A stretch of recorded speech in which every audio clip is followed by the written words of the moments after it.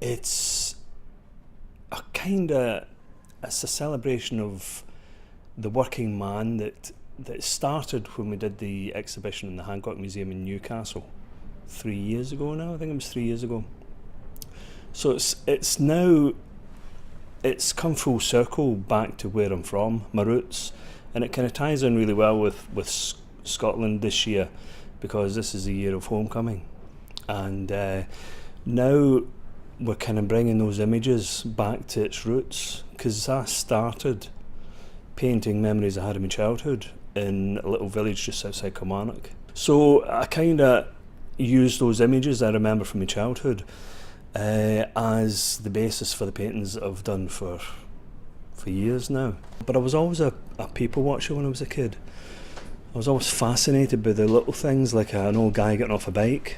There was an old guy who used to come down the hill called Old Tam, and I used to be sitting having me dinner from school. We used to have me dinner at home, and I used to see him coming down the hill, and he used to come down and slow his bike down, and then just before he stopped, he lifted one leg over and balanced himself on one pedal, and then slowed down and did a wee hop and a skip. And it was like some sort of street ballet I was watching. It was some choreographed. Everything was theatre for us. It was great. The history of the reference work that I use, and most of us have in my house, we've always got the black and white photographs of when we were kids in the streets we lived in, and everything was black and white. And in a sense, that's what I try and blend into the images that I use for the paintings that I have, because all my scenes are from usually black and white photographs. So I have to put the colour and atmosphere, and that's the lovely thing you can do with paint, is that you can create your own stage lighting within the scene. So you're trying to create not just a visual representation of what the history was like back there, but you're also trying to instill a flavour into the canvas as well.